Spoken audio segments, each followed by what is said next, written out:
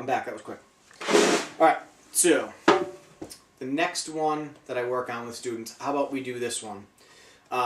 Left hand lead. Now, the main thing that you want to think about when you're trying to develop your hands or your feet or your basketball game or whatever you're working on, sports and music, the way that you train for both are really similar. I used to go to the driving range a lot for golf, and I would see these guys trying to just bomb every drive 300 plus yards, 300 plus yards. And yeah, they got 300 plus yards down, and I'd see these same guys on the golf course the next weekend, and they would, boom, 300 yards, straight down the middle, bang, right in the middle. They've got a 100-yard shot in, and they pull out their pitching wedge or their sand wedge or whatever they're hitting from 100 yards in, and they put it right in the sand trap. And then they haven't practiced their sand shot, so it takes them 3 or 4 times to get out of there. Then they 3-putt. So now they're looking at, whatever, they're shooting 6 to 8 on a par 4.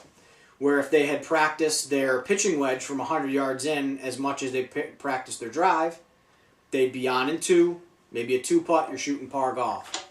Par golf's good. I don't shoot par golf. I'm an awful golfer. But that's the idea, is working on the things that are going to give you trouble or the things that you don't have a good grasp on.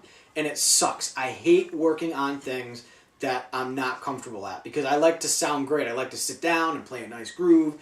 Feels nice, sounds nice, and somebody walking by a drum room or at a gig is like, yeah, that guy sounds great. But if I'm not practicing other things, I'm going to have my little bag of tricks and that's it. You want to have a big, huge Santa bag of tricks that you just keep pulling stuff out of. Technique, fills, tasty fills, grooves, time. You want to have everything down.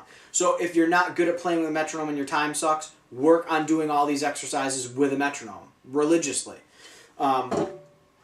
So getting back to the hands is, for me being right-handed, my left hand has always been the weaker hand. If you're left-handed, your right hand's probably the weaker one. So this exercise, which is just basically the single stroke exercise that I worked on in the first video, doing it with left hand lead, which means I'm going to think all 8th notes right now. And 16th notes are going to come into play, but my left hand is going to play straight 8th notes through the whole thing, and my right hand is only going to fill in on the E, of 3 and 4. So it's going to be 1 and 2 and 3 E and a 4 E and a 1 and 2 and 3 E and a 4 E and a left. Left hand doesn't stop. Watch the left hand.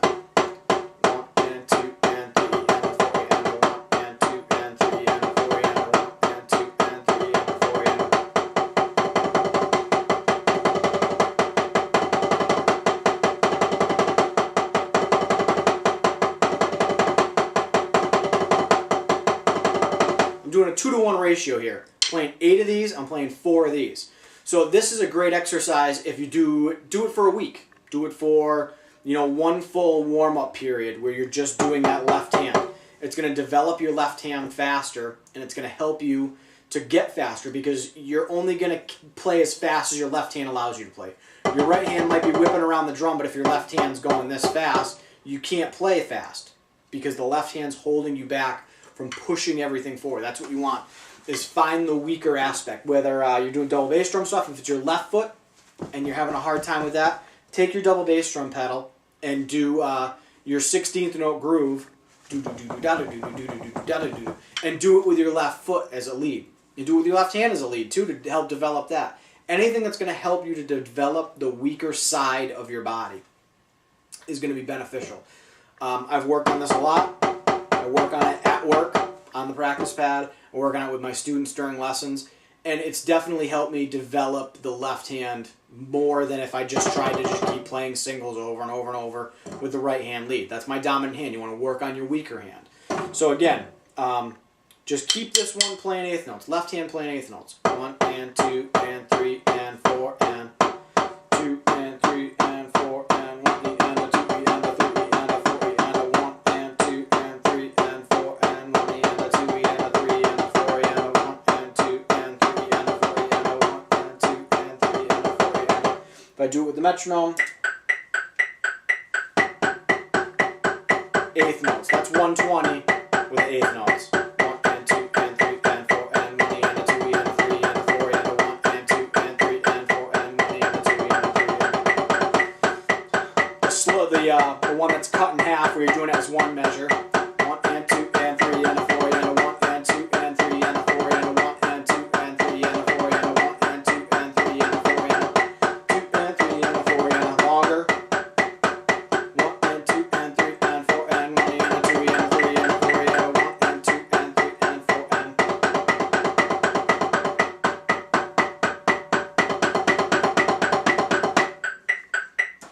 So that's another great exercise. That's just kind of like your single stroke exercise left hand lead.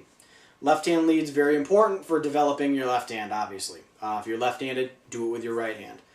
Any questions, the email and everything I'll have running underneath these videos. I'm not going to go through everything. You'll see it right on the screen. Or just click on my Drummer JQA profile and you can send me a message through there on YouTube too. I'm going to do a couple more hand videos, and I'm going to try and work on some drum set videos, hopefully this weekend. I figured a good place to start with hands would be these videos, because I do have a lot of beginner students that they're working on their basic drum beats, and we get into drum fills especially, and they can't play fast enough. So I'm hoping that these are really going to help you to develop your hands, and it's going to give you great warm-up exercises. Instead of doing the same warm-up exercise on your pad every day, I try and have my students, if they're I'm hoping that they're practicing 4 or 5 days a week at least. I want to give them 4 or 5 different hand exercises for their singles and their doubles, so they can not get bored with the same exercise. Do one a day. Pick it over and over and over. That is all, and I'm going to keep doing a couple more videos, probably 3 or 4 more. If I think of some other ones, I'll just keep posting more videos. Any questions, just follow the emails on the bottom, and I will talk to you guys soon. Okay.